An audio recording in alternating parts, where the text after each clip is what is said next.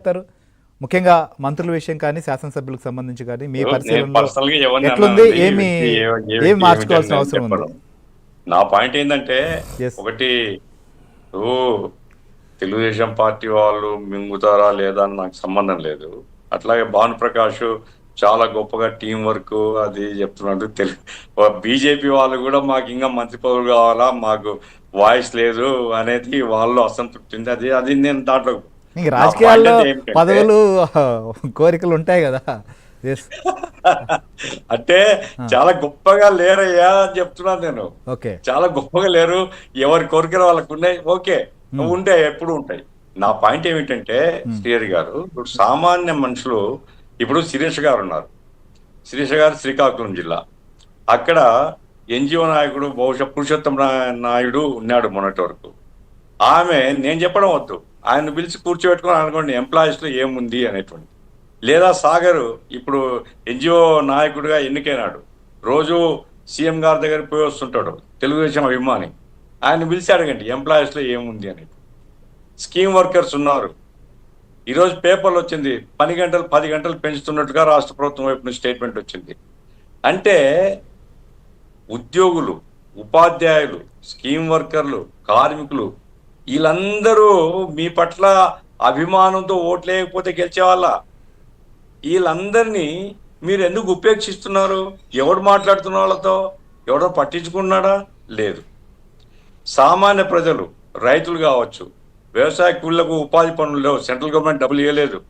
ఇక్కడ ఆ ఉపాధి పనులు లేకుండా అయిపోయినాయి. నేను మొన్న ఫంక్షన్ పోతే సర్పంచ్లు నాతో కలిశారండి. ఆ ఫంక్షన్లో సర్పంచ్లు చెప్తున్నారు, సార్ సొంత డబ్బులు కనుక లేకపోతే వీధి లైట్లు కూడా వేయలేకపోతున్నాము. అంటే అదేమయ్యా, పవన్ కళ్యాణ్ గారు ఆ కేంద్రం నుంచి నేరుగా మీకు ట్రాన్స్ఫర్ చేస్తా అని చెప్పినాడు కదా, నాకు తెలియదు గ్రామాల్లో పరిస్థితి ఏముంది. ఆ సర్పంచ్ చెప్తున్నారు, లేదు సార్ ఇవన్నీ పత్రికల్లో రాస్తుంది సార్, మా గ్రామాలకు డబ్బులు రాలేదు, ఆ సెంట్రల్ డబ్బులు కూడా వాడుకుంటున్నారు. అంటే నా పాయింట్ ఏమంటే సార్, ఇప్పుడు క్షేత్రస్థాయిలో ప్రజలు సాటిస్ఫై అయితే ప్రభుత్వం పట్ల సానుకూలత పెరుగుతుంది. క్షేత్రస్థాయిలో కనుక ప్రజలు సంతృప్తికరంగా లేకపోతే మీరు ఎన్ని ఆకాశ హార్మాలు నిర్మించినా, ఇప్పుడు ఆయన అంబేద్కర్ విగ్రహం పెట్టా, చాలా పెద్ద విగ్రహం పెట్టేసి అయిపోయా మొత్తం దళితులు అంటుంటారని గుద్ది గుద్ది గుద్ది అవతలని పంపించారు కదా ఆయన. అట్లా ఏదో కొన్ని గొప్ప కార్యక్రమాలు చేసి తీగల వంతెన నిర్మించో, లేకుంటే మొన్న శ్రీశైలానికి ఏది నీటి విమానం నడిపించో, ఇవి కుదరదు సార్. సాధారణ ప్రజల యొక్క జీవితంలో ప్రభావితం చేసే పద్ధతిలో పరిపాలన ఉంటేనే ప్రజలు అంగీకరిస్తారు, ప్రజలు మెచ్చుకుంటారు. అటువంటి పద్ధతిలో పరిపాలన సాగడం లేదని నేను ఘంటాపదంగా చెప్తున్నాను.